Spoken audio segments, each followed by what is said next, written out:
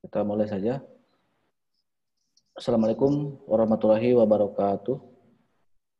Waalaikumsalam warahmatullahi wabarakatuh. warahmatullahi wabarakatuh. Oke, selamat pagi teman-teman semua. Untuk video yang ini sudah ditonton ya? Sudah paham semua?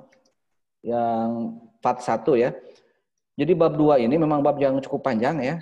Saya biasanya dengan Pak Nana itu bisa sampai UTS gitu biasanya. Mungkin mudah-mudahan 3 pertemuan selesai ya. Bahkan video singkat saya dengan Pak Nana ini tidak menggambarkan keseluruhan sebenarnya ya. Tapi kalau Anda sudah mendapatkan buku, sudah ada yang sampai buku belum? Sudah. Pak kemarin. Oh, yang belum sabar aja dulu ya, saya tidak akan ini. Nanti mungkin bisa dibantu oleh buku yang Anda pegang ya, untuk hal-hal yang tidak saya sempat bicarakan dengan Panana ya. Kalau Anda tahu buku aslinya itu sebenarnya yang saya tulis dengan Panana dan kawan-kawan itu sampai 300 halaman lebih ya buku itu. Bab 2 yang paling panjang. Tapi karena saya sadar kalau tidak diedit semuanya, itu akan harga cetaknya akan mahal dan saya tidak kasihan juga kalau harus menjual di atas 100.000 gitu kan. Makanya saya mencoba untuk sesederhana mungkin gitu ya, agar hal-hal yang tidak ditulis dalam buku bisa saya sampaikan.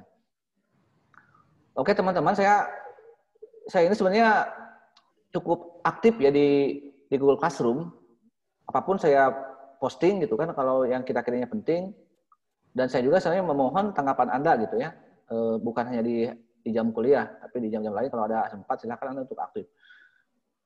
Nah mungkin ada dua pertanyaan yang ini tentang Ilham Aidit. Ya, ini adalah anaknya Aidit yang saya posting mungkin setelah pembelajaran minggu lalu ya, atau beberapa hari setelah 4 Oktober saya posting ini. Ada 2 orang yang mengomentari tentang ini ya, tentang saya bilang bahwa kehebatannya PKI dari dulu mungkin sampai sekarang pun anak cucunya ini mereka tuh pandai bicara ya, pandai memutarbalikkan fakta. Mungkin Anda sudah nonton belum video dari Ilham Aidit?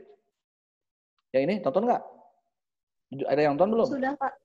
Ya, dia kan bercerita ya tentang seorang polisi yang terbawa oleh, di film juga ada sebenarnya, terbawa oleh pasukan Cakrabirawa ke lubang buaya. Yang menurut Ilham Aidit itu nggak ada apa-apa di lubang buaya katanya kan gitu.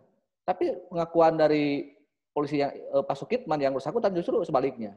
Jadi itulah yang saya waspadai ya tentang bagaimana bahaya komunisme di Indonesia. Oke, itu kurang lebih ya teman-teman semua, berbicara masalah hoax, berbicara masalah berita bohong yang mungkin sekarang seolah-olah menjadi ancaman bahaya ya bagi saya. Apa ya, banyak hal yang lebih penting untuk dibicarakan sebenarnya gitu kan. Mungkin efek buruk, tapi ada hal yang lebih penting gitu kan masalahnya. Karena yang berbohong itu ya, kalau misalnya janji kampanye aja, misalnya itu adalah berita bohong kan gitu ya. Ketika seorang pejabat melontarkan informasi yang keliru, harusnya kan itu juga kena pidana kalau adil begitu kan. Kalau Anda lihat dari jejak digital di zaman corona aja, dari mulai COVID, dari awal tahun, akhir tahun kemarin ya, sampai kita akhirnya bulan Maret itu terkena efeknya juga, itu banyak hoax-hoax yang dari pemerintah sebenarnya kayak kalau kita boleh jujur gitu. Termasuk mungkin dari Jokowi itu sendiri ya sebagai presiden gitu. Ya tapi itulah yang saya mungkin saya tidak mau buang-buang energi saya membahas masalah hoax ya. Karena dari dulu juga banyak ya berita-berita bohongnya. Tinggal sejauh mana kita mau percaya atau tidak kan pada berita itu ya. Karena habis energi kita ya pada hal-hal yang seperti itu. Oke, teman-teman semua, untuk pertanyaan-pertanyaan mungkin akan saya tanggapi ya. Ada beberapa pertanyaan, ini ada kurang lebih ini kebanyakan Anda berbicara tentang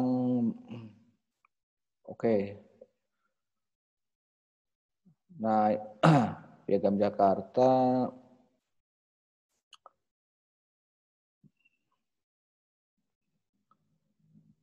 Ini dari Sri ya, zaman kerajaan.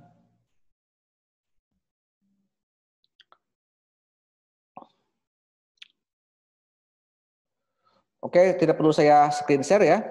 Mungkin Anda sambil bisa baca juga Google Classroom-nya biar tampilan kita jelas gitu ya. Oh, saya saya udah tampil belum saya video saya? Udah lihat gambar saya? Oh iya, udah. Udah saya on kan ya video saya. Dengan Anda lihat Google Classroom-nya. Ya.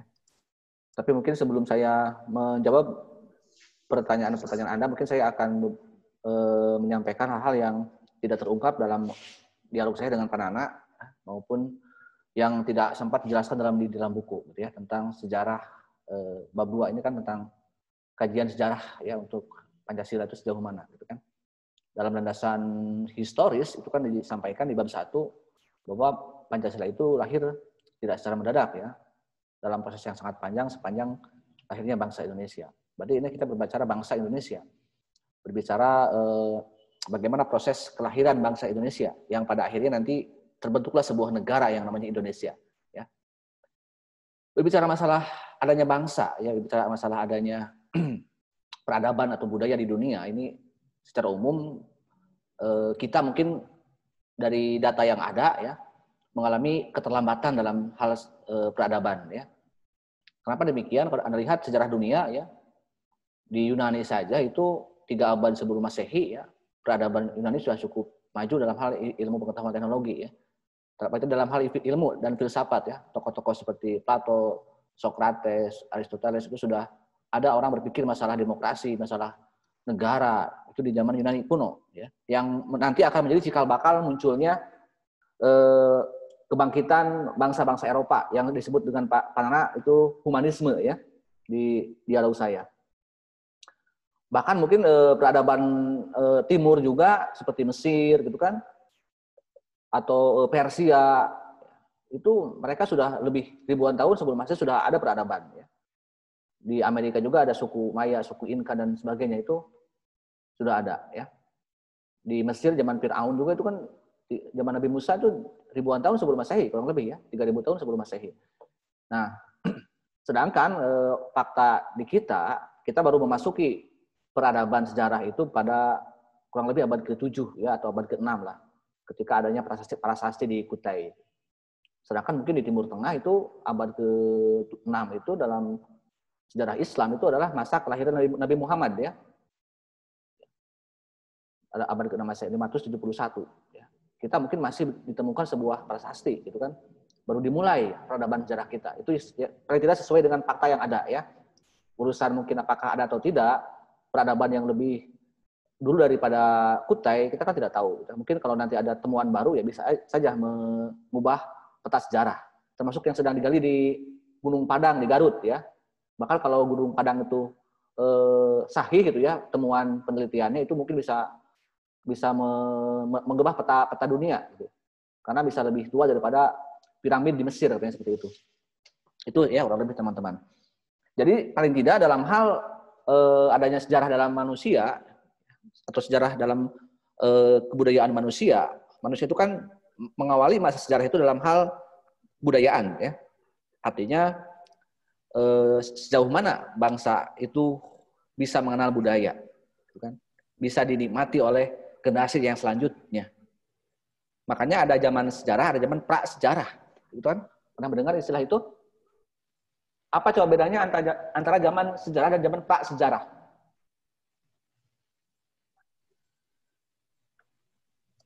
Oke, ada yang bisa jawab? Kalau tidak saya akan random ini yang saya tanya yang hari ini sedang ulang tahun ya. Kan saya tanya, happy birthday, happy birthday. Nah, kayaknya yang sedang ulang tahun ini Siva ya. Siva, kamu ulang tahun? Kenapa? Enggak, Bapak. Kenapa nggak ulang tahun tuh? Akan saya kasih hadiah kalau kamu ulang tahun hari ini. Enggak, Pak. Oke. Apa coba? Manusia itu mengenal bedanya antara zaman sejarah dan zaman prasejarah. Apa bedanya? Manusia dengan prasejarah masih menggunakan. Coba ya ngomong aja. Yang bisa ngomong jawab aja. Coba acungkan tangan atau acungkan kaki. Siapa? Saya Pak. Siapa? Muhammad Farid. Apa? Prasejarah adalah zaman di mana manusia belum mengenal tulisan. Oke. Terus? Kalau sejarah berarti? Sudah mengenal. Contohnya apa? Contoh tulisan itu apa? Contoh tulisannya apa? Contoh membuktikan bahwa itulah bangsa sudah mulai sebuah kebudayaan telah memulai sejarahnya. Itu contohnya apa? Dalam hal apa? Menulis dalam hal apa? Apakah menulis status bisa di Facebook atau menulis surat? Coba ya dalam di Kutai aja, di Kutai itu bagaimana? Kan kita katanya di Kutai mengenal sejarah, baru mengenal sejarah. Apa coba membuktikan bahwa Kutai itu fakta sejarah pertama di Indonesia? Ada apa dengan Kutai? Apa yang bisa dibuktikan dari peninggalan orang Kutai, kerajaan Kutai? Meninggalkan apa? Adanya Ya dalam meninggalkan apa? Coba yang pasti. Kan Anda bilang tulisan apa? Adanya prasasti. Ya, jadi prasasti ya. Oh, semuanya bisa di off-kan lagi audionya. Jadi manusia pertama itu, manusia yang mengawas sejarah itu pada zaman awal-awal memasuki sejarah itu menulis dalam sebuah prasasti ya. Kenapa coba di batu nulisnya? Tidak misalnya di tanah atau di air, gitu kan? Itu kan kebudayaan plus peradaban. Jadi kebudayaan yang tinggi itu namanya peradaban ya. Jadi mereka itu menulis bukan hanya untuk kepentingan sesaat, bukan hanya untuk mengeluh misalnya. Lalu selesai. Kalau hanya menulis di dalam tanah ataupun di dalam air kan 1 detik aja mungkin bisa hilang gitu kan. Tapi kalau di batu itu bisa lama ya, bisa dinikmati, bisa dipelajari oleh generasi yang selanjutnya. Bisa didokumentasikan, itu kurang lebih seperti itu ya. Jadi manusia berbudaya itu manusia yang bisa mendokumentasikan sesuatu, kemudian bisa dipelajari oleh generasi selanjutnya. Mungkin kalau peradaban setelah penulisan di batu, ya orang sudah mulai berkembang ya. Mungkin pada akhirnya yang paling lama berkembang adalah menulis dalam sebuah buku di buku cetak, kan? Itu kan sebuah peradaban ya, budayaan. Mungkin kalau dulu sudah ada teknologi, di Kutai sudah ada teknologi buku, mungkin bukan tidak hanya menulis dalam batu-batu, tapi menulis dalam sebuah buku catatan-catatan yang bisa dicetak ulang, gitu kan? Atau difailkan ya, dipolderkan dalam komputer misalnya, gitu kan? Tapi kan belum ada zaman saat itu. Jadi batu itu salah satu media alat tulis yang bisa membantu manusia dalam hal kebudayaan ya. Karena dalam hal kebudayaan itu bukan hanya untuk kepentingan generasinya, tapi untuk generasi yang selanjutnya. Makanya banyak prasasti atau bukti-bukti sejarah yang mungkin ribuan tahun, jutaan tahun yang bisa dipelajari oleh kita hari ini. Gitu ya.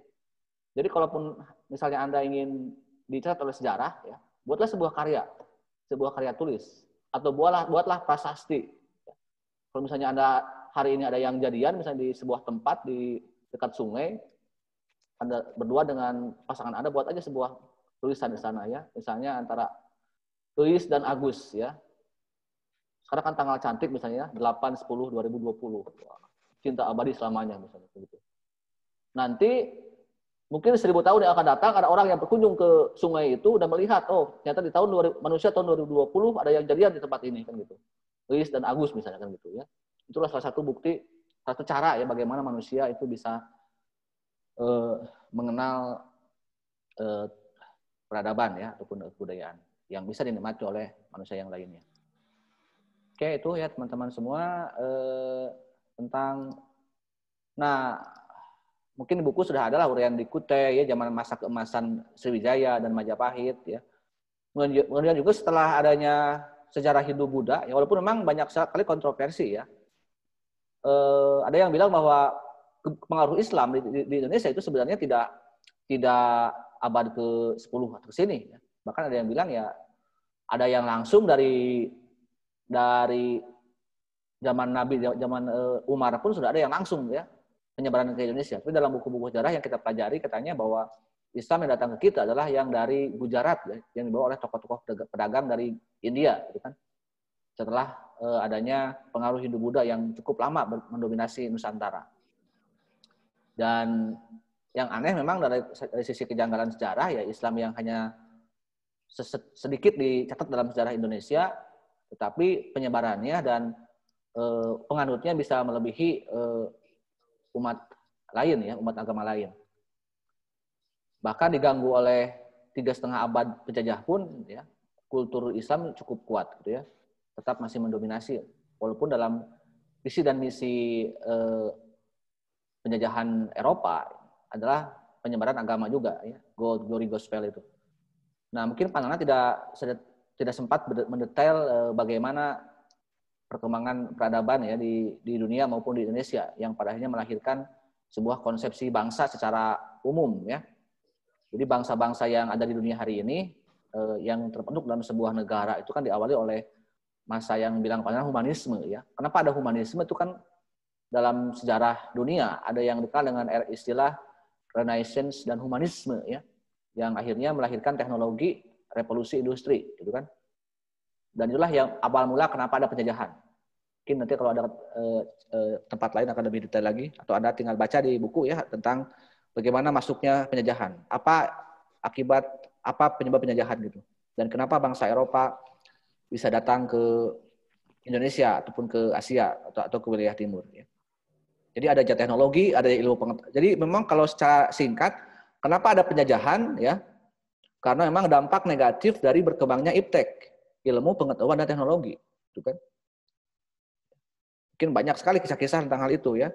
Bagaimana orang Eropa awalnya tidak mengenal ilmu pengetahuan, ya. Bahkan teori dunia bulat saja kan orang Eropa bisa baru tahu setelah adanya Galileo yang dihukum oleh gereja kan gitu, ya. Dulu kan tidak dikenal dunia itu bulat bagi orang-orang Eropa. Setelah yakin bahwa dunia itu bulat, barulah mereka bisa bisa menjelajahi, bisa berekspedisi ke dunia untuk mencari rempah-rempah dan sebagainya. Itu kan didukung oleh pengetahuan dan teknologi kan. Pengetahuannya ada, teknologinya ada, karena alat seperti mesin, mungkin perahu layar dan sebagainya itu yang bisa alat untuk menjelajahinya bisa ada, didukung oleh itu. Itu kurang lebih, ya. Yang akhirnya muncullah ya penjajahan, ya gitu. Yang kata Pak Tana sedikit banyaknya pengaruh kolonialisme terhadap kebangsaan Indonesia cukup besar gitu kan. Paham-paham seperti nasionalisme, humanisme, hak asasi manusia, termasuk demokrasi adalah bagian dari sejarah yang dibawa oleh peradaban bangsa Barat, ya, yang pada masa kolonialisme. Dan hal yang harus saya tekankan lagi ya di bab ini, bahwa ternyata kalau kita mau merenungi dengan dalam, usia bangsa kita atau negara kita yang 75 tahun ini gitu ya, itu belum apa-apa kalau dibandingkan usia penjajahan, ya, usia kita dijajah. Dalam catatan sejarah, ya, tahun 1511, ya, berarti abad ke-6 ya, itu bangsa Portugis untuk pertama kalinya datang ke Indonesia atau ke Nusantara. Jadi bangsa yang pertama kali datang ke kita, bangsa mana? Bangsa Portugis, ya. Disusul oleh siapa setelah Portugis? Disusul oleh siapa? Disusul oleh bangsa Spanyol, ya. Portugis, Spanyol, barulah datang siapa? Belanda, ya. Kenapa coba? Bukan Portugis yang menjajah kita. Kok Walanda?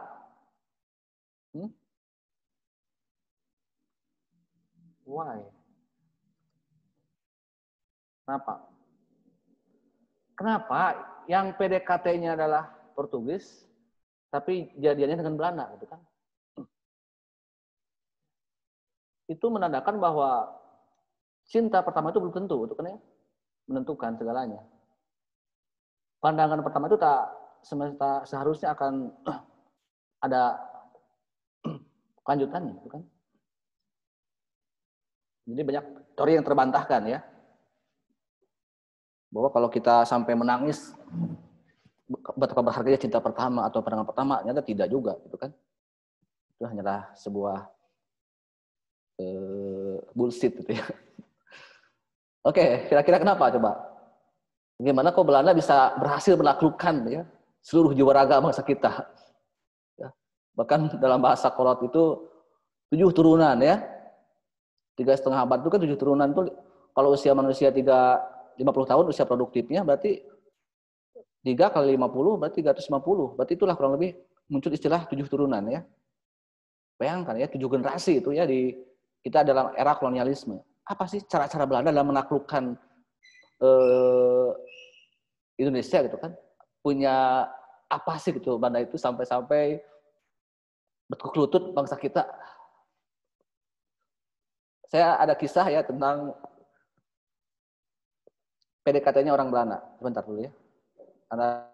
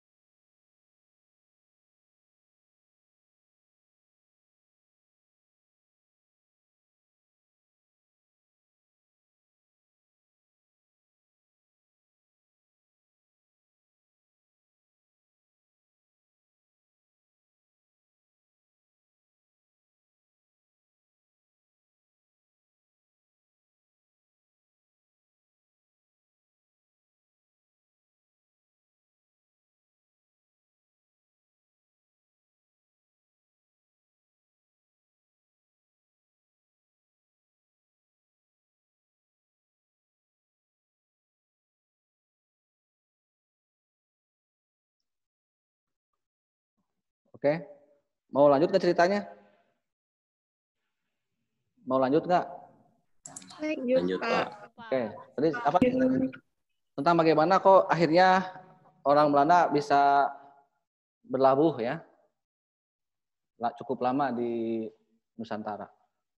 Jadi mungkin ada sebuah cerita ketika orang-orang Belanda datang ke Nusantara ya kan, biasanya langsung ke pelabuhan tuh ya.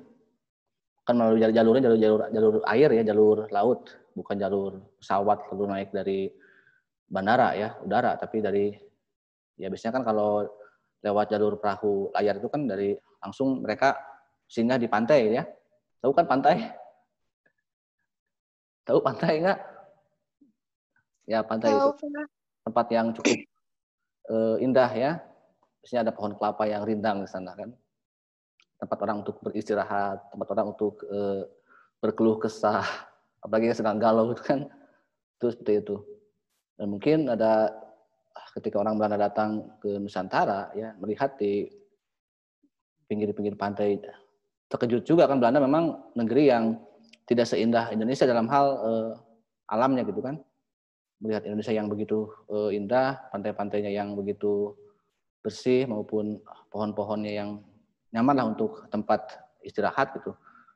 Di pantai tersebut ternyata ada seorang perempuan ya sedang ada di pinggir pantai itu, sedang berteduh di bawah pohon kelapa itu. Ya. Mungkin sedang apa gitu, sedang galau atau apa perempuan itu. Datanglah seorang menir dari Belanda ya mendekati si perempuan di Indonesia. Mungkin saya akan pakai bahasa Indonesia aja ya, tidak pakai bahasa Belanda, nanti Anda tidak akan ngerti gitu. Oke, saya pakai bahasa Belanda. Ini cara PDKT orang Belanda ya ke Indonesia. Hai Neng, biasa aja gitu kan. Kalau ada laki-laki kan biasa sok menggoda lah ya. Perempuan kan biasanya sok juteknya. Kalau ada yang dekati itu, baud begitu kan. Nah, laki-laki kan biasanya sok tetap ya tidak akan menyerah ya sampai titik darah penghabisan mungkin gitu ya. Cobalah untuk dirayu di apa gitu kan, Ya mungkin sampai akhirnya tetap aja jaim ya si perempuan itu, tetap aja si laki-laki Belanda itu dekatinya. Neng, tahu nggak Neng? Tahu, gitu kan. Wah masih kayak jutek, masih jutek gitu kan. Baru aja itu tahu, wah. Atuh Neng, boleh nanya nggak Neng? Kepo. Wah bukan nama, tetap aja ya. Jutek lah kayak gitu. Ya mungkin lama kelamaan, setelah hatinya mungkin tenang ya, perlahan bisa diajak ngobrol si perempuan itu, ya akhirnya adalah sebuah diskusi ataupun ada sebuah tanya jawab yang ada ya di momen itu, di pertemuan pertama itu ya. Tahu nggak Neng? Ya. Kita kan sedang di tempat ya berdua. Teman-teman kan masih kena capek, mungkinnya istirahat lah di sana, agak mungkin jarak 100 meteran lah dari tempat itu. Kita ini sedang di mana, Neng tahu nggak kita sedang di mana? Udah tahu nanya gitu kan. Masih kena agak jutek gitu kan. Udah tahu nanya. Pukul kan di pinggir pantai di pohon kelapa gitu kan. Mungkin karena ingin penasaran gitu ya si laki-laki itu, ingin jawaban yang pasti lah pertanyaannya itu. Tapi akhirnya ya mungkin setelah sedikit cair, lama-lama kan cair akhirnya itu, dijawablah ya oleh si perempuan itu. Abang, ini kan kita sedang di pinggir laut, di pantai, di bawah pohon kelapa. Itu jawaban dari, akhirnya menjawab ya, dengan sedikit tenang gitu kan. Nah akhirnya si menirnya pun agak sedikit lega lah, sudah ada penerimaan dalam tanda kutip ya, penerimaan secara bahasa gitu ya, sudah diterima. Tapi akhirnya si laki-laki itu pun akhirnya mencoba menggoda lagi ataupun Neng masalah katanya. Kita ini berdua bukan sedang ada di pinggir pantai di pohon kelapa, Oh, abang si menir. Bener Neng nggak sadar ya gitu kan si orang Belanda teh. Ya sadar soalnya atuh nir mungkin gitu ya, kurang lebih seperti itu. Neng coba kita baik-baik perhatikan katanya. Kita ini berdua sedang ada di surga katanya. Oh, di surga. Hari Neng, kan ini sedang sama bidadari kan gitu. Sedang ada bidadari di samping sana.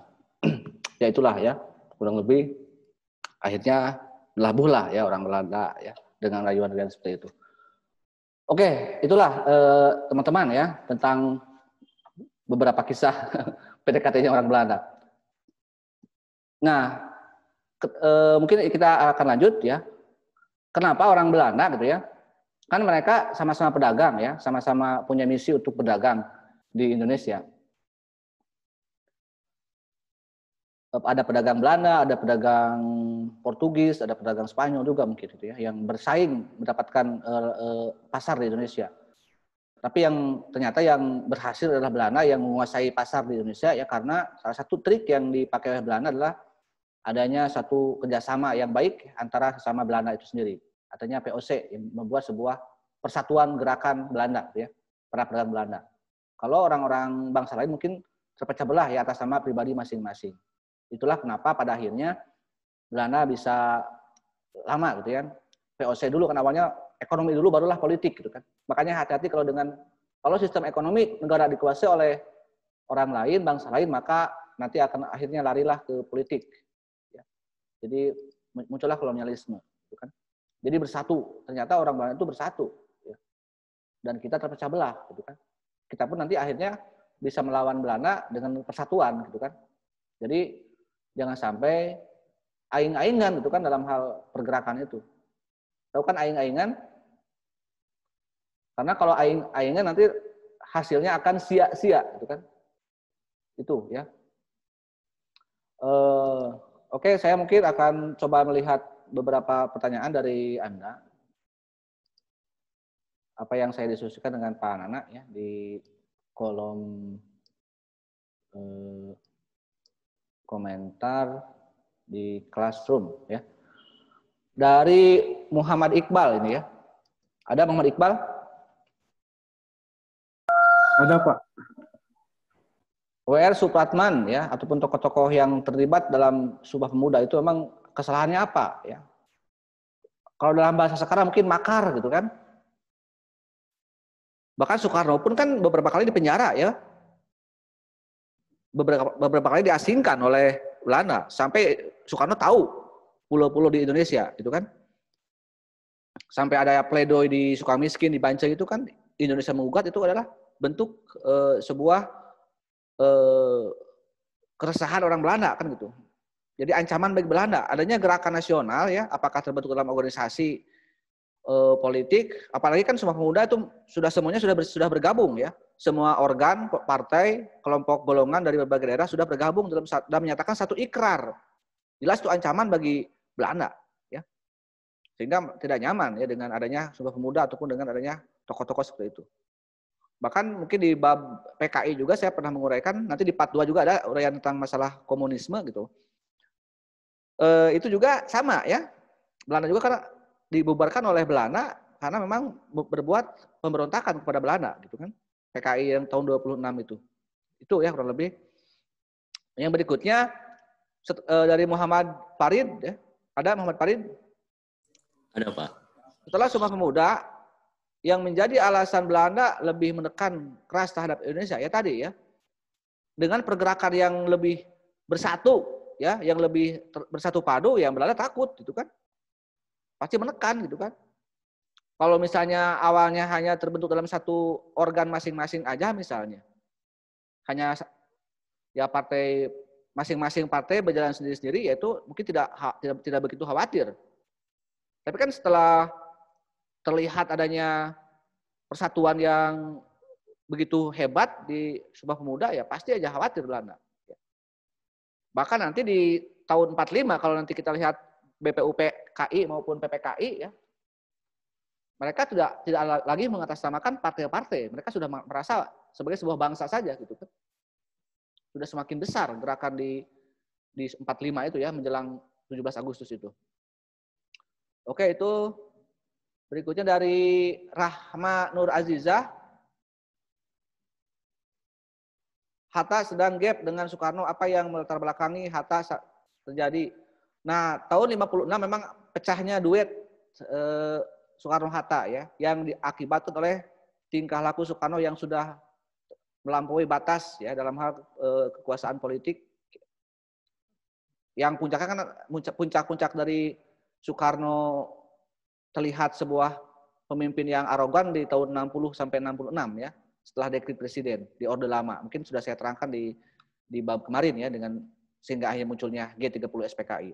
Dan saya juga ingin menegaskan Hatta itu memang secara pemikirannya sedikit lebih liberal ya. Nasionalisme liberal yang tahun 48 pernah berkonfrontasi dengan Amir Saripudin yang dengan PKI Madiun. Ya. Dan di tahun 56 itu, tahun 56 kan setelah pemilu 55, ya sudah ada konsepsi Nasakom. Jadi orang-orang yang mendekati Soekarno dari kaum nasionalis dan dari kaum Islam di tahun 56 sudah mulai meninggalkan Soekarno. Karena Soekarno telah didekati oleh PKI setelah pemilu 55 itu. Ya. Yang minggu lalu sudah saya ungkapkan, efek dari Soekarno dekat dengan PKI adalah ya tadi ya G30 itu. Oke, itu jadi ya. Jadi tidak hanya berlangsung mungkin 11 tahun ya duet maut Soekarno-Hatta itu. Karena Soekarno setelah tahun 56 dia ya single fighter gitu kan. Dia solo karir jadi presiden gitu kan. Bahkan apapun ya dia semakin diktator di Orde Lama ya, semakin dalam demokrasi terpimpin. Oke, itu alasan Belanda menghukum W.R. Supratman tadi sudah saya ungkapkan ya. Sebenarnya Hatta ini mungkin tadi mempertegas ya, kenapa Hatta itu tidak termasuk ke dalam perumus Pancasila gitu kan. Padahal dalam sidang BPUPKI 1 Hatta pun berpidato dalam naskah yang asli. Bahkan semua tokoh ya yang hadir itu berpidato. Namun dalam buku-buku hanyalah Muhammad Yamin, Supomo dan Soekarno. Ya karena kepentingan politiknya tadi gap antara dengan Soekarno dan juga gap dengan Yamin. Makanya Yamin tidak mencantumkan Hatta sebagai perumus, gitu kan? Apalagi Yamin kan Menteri Pendidikan ya saat itu. Ketika membuat kurikulum sejarah itu kan Muhammad Yamin, ininya menterinya. Jadi Yamin mungkin menghapus tokoh-tokoh yang lebih penting daripada dia gitu kan. Tapi itulah politik kan ya teman-teman. Belanda menyerah pada Jepang tanggal 9 Maret di Kerjati, menit ke-60. Apa alasan Belanda menyerah? Itu kan pasrah, bukan alasan ya. Sudah kalah kok ya. Ya kan sejarah kemerdekaan Indonesia itu tidak bisa lepas dari sejarah sedang panas-panasnya Perang Dunia Kedua ya. Secara langsung kita pun terlibat dalam Perang Dunia Kedua karena yang menjadi penjajah kita yaitu Belanda itu adalah sekutu yang bersatu dengan Inggris dan Belanda dan Amerika Serikat maksudnya. Siapa lawannya? Adalah lawan dari Belanda di Perang Dunia Kedua ya, di sekutu adalah blok Nazi ya, fasis. Jerman itu Hitler, Italia Mussolini, dan di Jepang itu fasisme Jepang ya. Jadi Jepang itu terlibat, negara Asia yang terlibat langsung dalam Perang Dunia Kedua sebagai pelakunya. Mungkin ada peristiwa Pearl Harbor ya, itu kan bagaimana Jepang itu beringas ya di Perang Dunia Kedua cukup ditakuti. Dan ketika negara di Asia yang masih dikuasai oleh sekutu, maka Jepang merasa punya hak untuk merebut dari sekutu, termasuk Indonesia, karena kita kan Asia. Jadi sudah menjadi kewajiban Jepang untuk jihad ya, mengusir Belanda kan gitu. Makanya pada Jepang itu disambut baik oleh Indonesia. Ya. Soekarno sangat dekat dengan Jepang. Karena berterima kasih kepada Jepang Soekarno itu. Karena berhasil mengalahkan sekutu yang tidak bisa kita kalahkan selama 3,5 abad itu kan. Belanda itu. Jepang dengan hitungan hari itu bisa kabur ya. Kocar-kacir Belanda. Itu ya. Walaupun sebenarnya ya, Jepang PHP gitu kan ya. Dengan doktrin Nippon Cahaya Asia, Nippon Pelindung Asia, dan Nippon Pemimpin Asia, itu hanyalah sebuah propaganda ya, supaya diterima. Jepang bukan untuk membantu kemerdekaan kita, tapi Jepang untuk kepentingan perangnya kan, butuh modal untuk perang itu Jepang itu. Bukan hanya untuk bukan untuk menyelamatkan Indonesia. Ya. Berikutnya dari Sahla. Apa alasan Soekarno tidak mau memproklamasikan kemerdekaan pada tanggal 15 Agustus? Karena Soekarno itu orangnya salah satu mungkin punya prinsip ya. Ini juga pelajaran penting bagi kita. Di part 2 sudah saya terangkan sebenarnya ini. Tapi takutnya Anda lupa bahwa ada budaya prinsip dalam budaya masyarakat kita adalah balas budi ya. Balas jasa.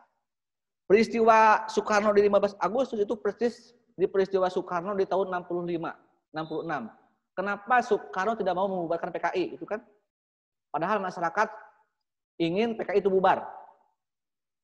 Karena Soekarno merasa PKI berjasa pada dirinya secara pribadi, ya, bukan secara umum. Karena PKI lah yang pada saat Soekarno ditinggalkan oleh PNI, bukan oleh tokoh-tokoh yang lainnya, PKI mah yang ketika Soekarno ingin sesuatu yang lebih, ingin jadi panglima tertinggi, ingin jadi pemimpin besar revolusi, ingin menjadi presiden seumur hidup, yang paling mengiyakan adalah PKI, gitu kan? Jadi Soekarno sangat merasa berjasa pada PKI, dan sampai akhir hayatnya Soekarno tidak mau menyalahkan PKI, bukan karena tidak tahu PKI salah, tapi tidak mau mengkhianati teman. Paham nggak maksudnya? Kita belajar prinsip penting ya. Makanya saya bilang Soekarno itu walaupun selama dalam 6 tahun sejarah itu negatif ya, di Orde Lama itu banyak keburukannya, tetapi 6 tahun itu bisa tertutupi oleh mungkin 40 tahun sebelumnya. Dari mulai pergerakan nasional sampai ke tahun 50-an ya. Jadi dosanya mungkin lebih terhadap bangsa kita lebih sedikit ya, daripada jasanya. Itulah Soekarno ya. Itulah kenapa Soekarno sampai tidak mau Jepang tidak mau melangkahi Jepang ya. Karena Jepang berjanji ingin memerdekakan. Itu prinsip, itu kan prinsip. Dekat dengan Jepang Soekarno itu, merasa terima kasih. Jadi itu kita kan nggak bisa ya mengganggu personal seseorang ya. Sekalipun itu adalah pemimpin besar itu kan ya. Tapi kan pada akhirnya Soekarno mau juga kan setelah dipahamkan oleh golongan muda kan gitu kan. Di peristiwa Rengas Dengklok. Oke, itu tentang Soekarno ya. Mungkin nanti banyaklah bab-bab lain tentang Soekarno yang lebih tajam lagi. Nomor dari Dewi Chandra Nirmala, ada? Ada, Pak. Apa tujuan Piagam Jakarta dibuat? Sebenarnya kan kalau kata Pak Nana, setelah 1 Juni kan res atau istirahat. Tetapi memang orang-orang yang tinggal di Jakarta itu tidak meninggalkan Jakarta. Makanya hanya dari sekian ratus orang hanya 38 yang ada di Jakarta itu. Kenapa perlu Piagam Jakarta atau perlu sidang lanjutan setelah 1 Juni? Karena 1 Juni itu baru pada proses penemuan istilah Pancasila. Walaupun Soekarno berpidato tentang kalau misalnya Tuan dan Puan merasa kurang puas dengan masih kurang paham dengan 5 sila, maka dapat diperas menjadi trisila.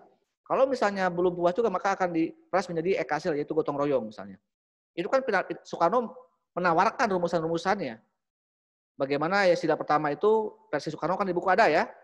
Pancasila versi Soekarno, bahkan versi Majapahit juga ada, versi India, itu ada Pancasila itu ya. 5 nilai dasar itu dalam Majapahit, dalam kebudayaan Hindu. Nah, Soekarno itu ya. Jadi Soekarno itu sebenarnya tidak merasa benar sendiri ya.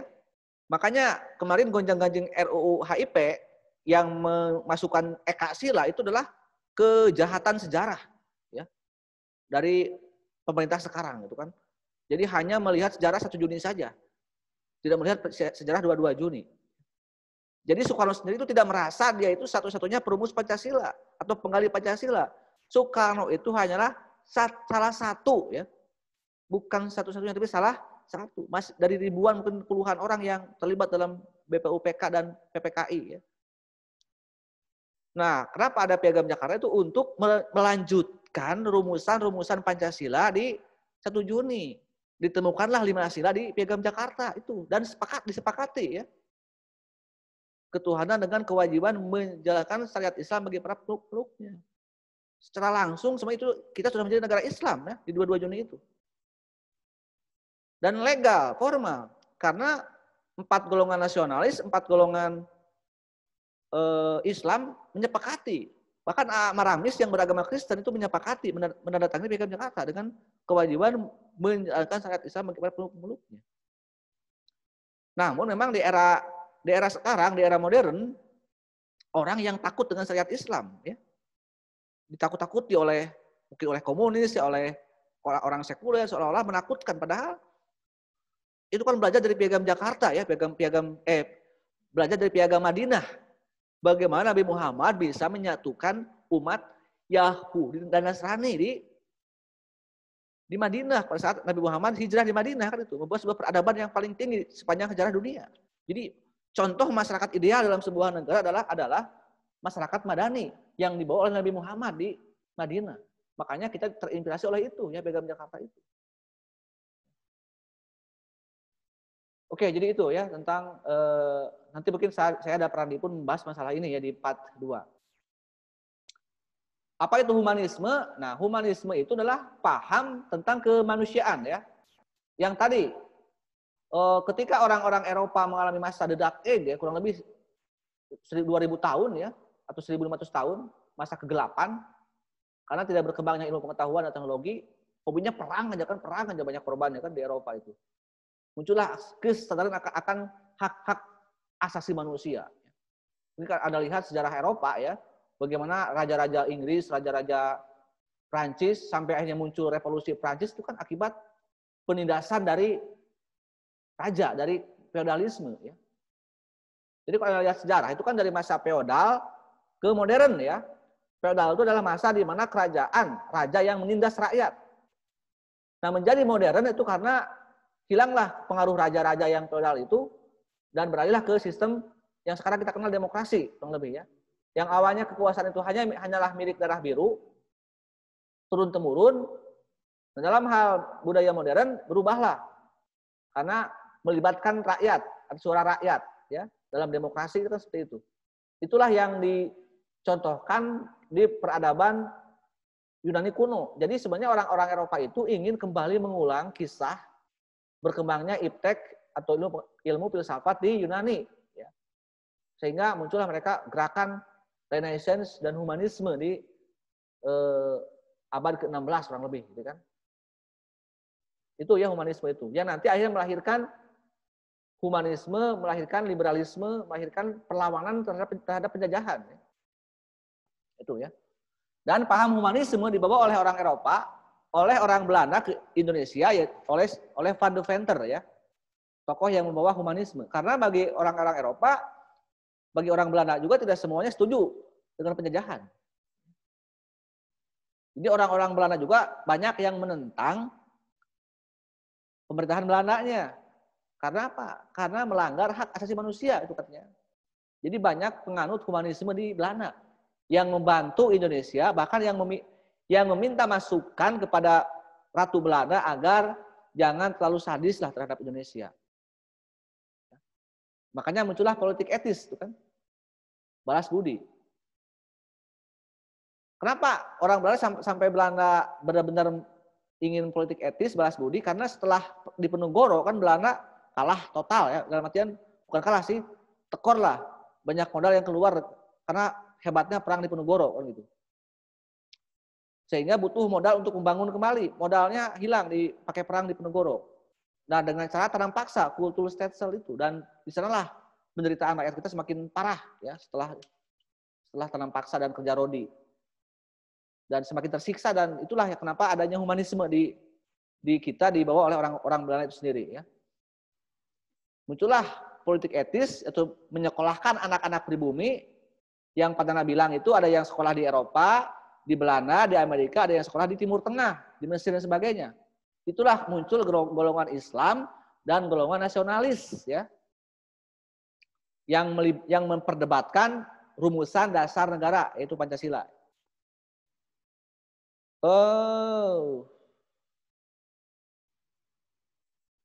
Humanisme sudah. Apa yang dilakukan bangsa Indonesia yang berkuliah di luar negeri setelah menyadari bangsa ya kuliah, mereka bukan hanya belajar ilmu, ya. Seorang dokter saja seperti Dr. Rajiman kan dia tidak hanya paham ilmu kesehatan, tapi juga paham ilmu politik, paham pergerakan, gitu kan. Itulah yang saya inginkan ke kalian ya, jangan mentang-mentang orang kesehatan misalnya. Tidak peduli akan politik. Dulu semua golongan terpelajar itu berpikir politik. Bagaimana supaya kita lepas dari penjajahan, gitu kan? Itu ya, makanya ada mata kuliah seperti saya ini adalah untuk memperkuat bagaimana Anda juga paham masalah kebangsaan di kita. Jadi bukan hanya mereka orang-orang yang sekolah di jurusan hukum, di jurusan politik, bukan. Mereka juga dari semua jurusan. Banyak kok para dokter yang terlibat dalam pergerakan nasional ya. Oke, itu berikutnya dari Syifa.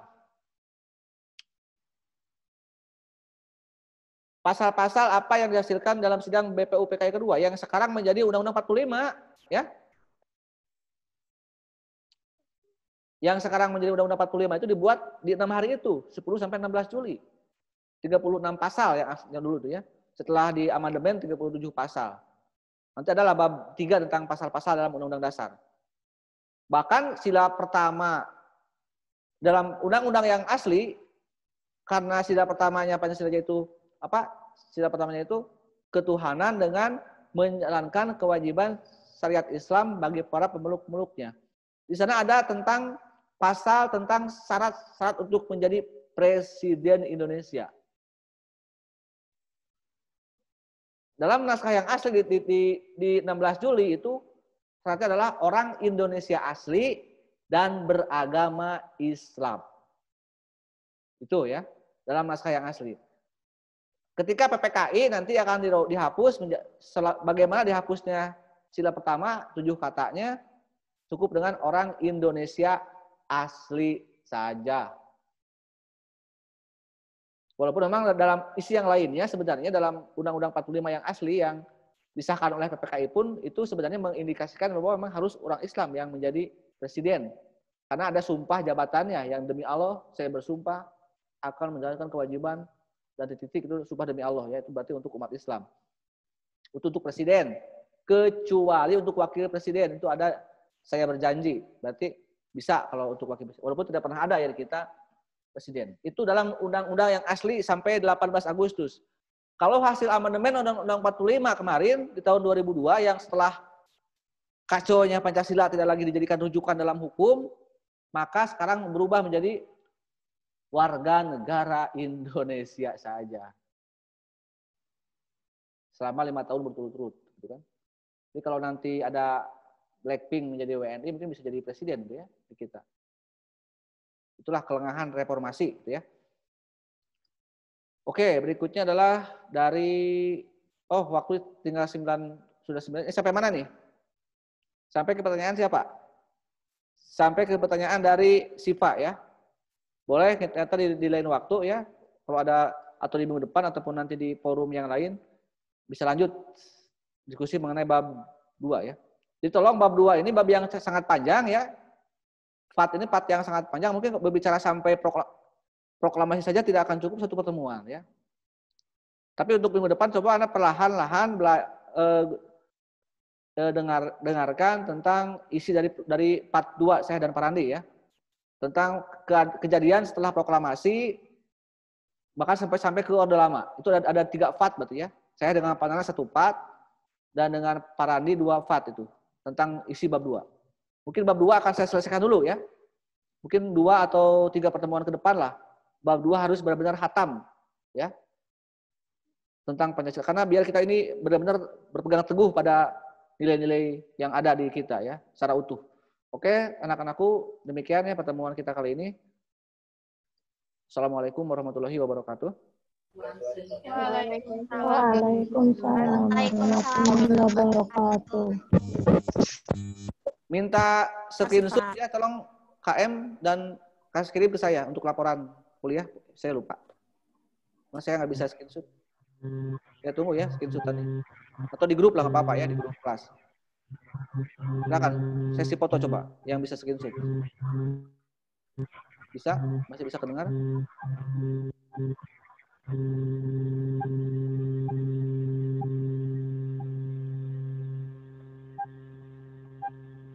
Udah?